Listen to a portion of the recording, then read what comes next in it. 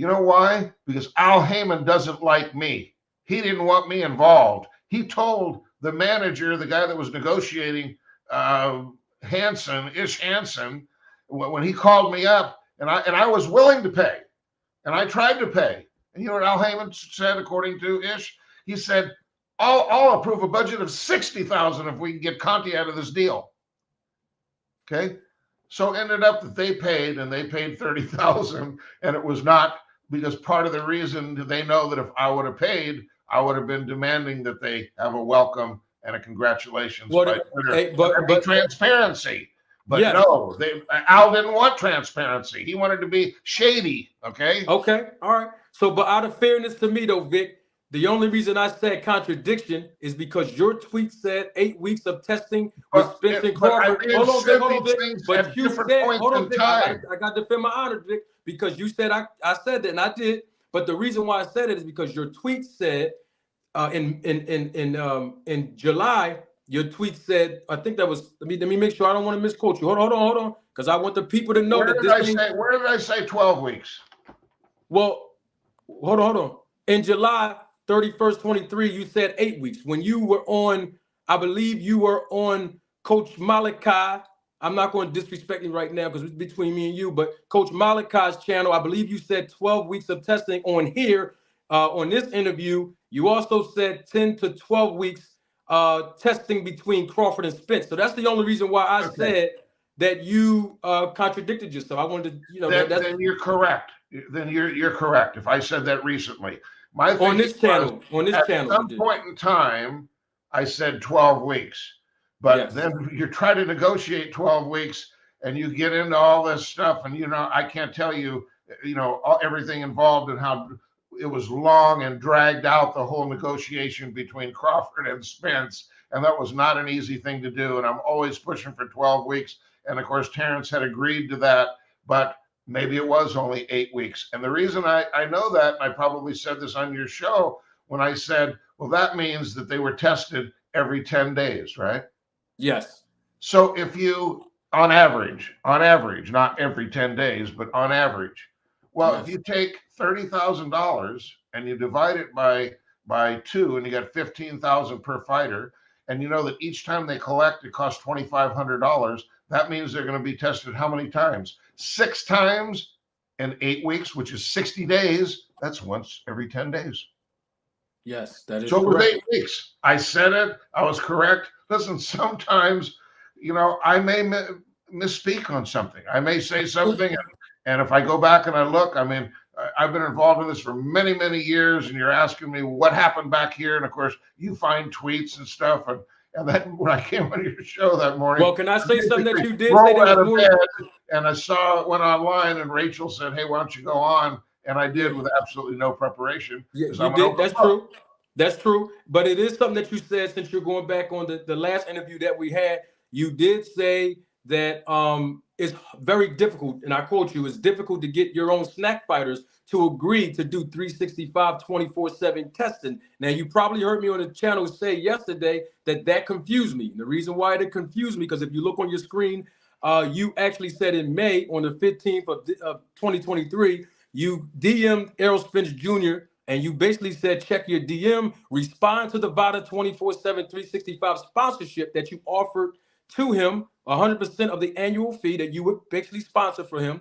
You said Terrence Crawford has agreed to accept and participate if he was willing. The big word there, if. Did you see I said if? Yes. Terrence. So he said, get him and I'll do it too.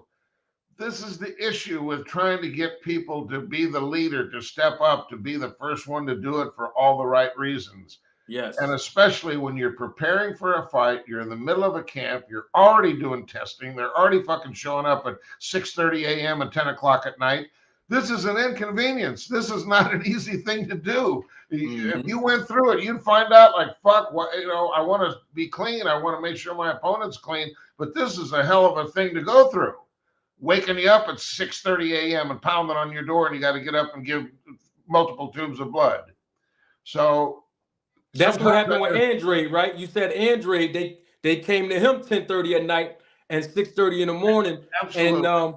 And then I asked you, did they come see you? You said no, because you had posted the pictures up of the VADA's, contracted DCOs actually collecting the blood and urine sample from them.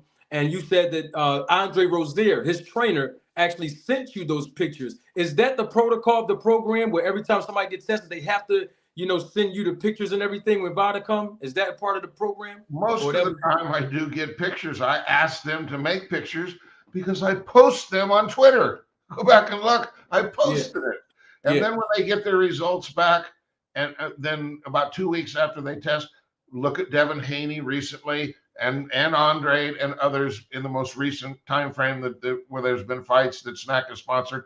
I'm posting their letters that they get saying they were tested for all prohibited substances and all were negative. So I'm trying to provide as much information and clarification about SNAC and my fighters as I possibly can.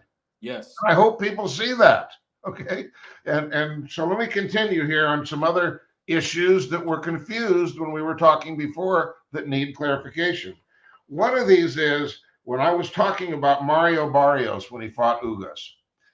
And there have been a couple of times, and I believe one of them, the first time, was when Barrios fought Tank and there was not going to be any testing. And I went after Virgil Hunter, who at that time was training Barrios, and I said, there has to be testing, okay? Mm-hmm. So he got a hold of Luis de Cubas, the manager, and they negotiated, and there was testing, okay? Mm-hmm. Then he changed trainers, and he was with Bob Santos, and he's getting ready to fight recently against Ugas, and this is where we had the discrepancy, and I said, wait a minute, who was the headliner on the show? I can't remember. And you said it was Canelo and Charlo. Yes. And you were correct. But what I couldn't remember at the time, pardon me for being old and sometimes forgetful, but what I found out was that the co-main event on this same card was Erickson Lubin and Jesus Ramos, and there was no testing. Okay. Yep. I don't know about the main event, but when you got a pay-per-view like Canelo, when I talked about Tank before and nobody was being tested January 7th in DC, here's another example.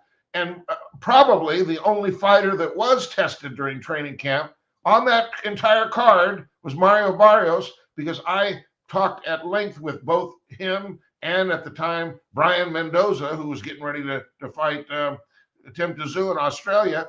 And I really like and appreciate Luis de Cubas, because he stepped up and he made it happen.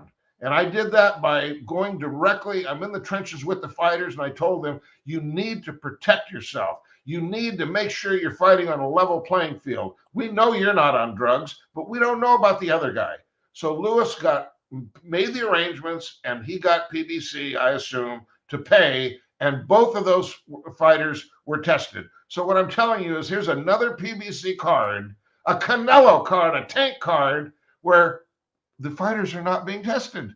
So that gives them the message, okay, I don't know about Lubin and Ramos, but if you're being told, okay, you're going to fight on this card with Canelo, so they had plenty of, that's a big event they needed to promote, so you probably got 12 weeks of time that could be tested.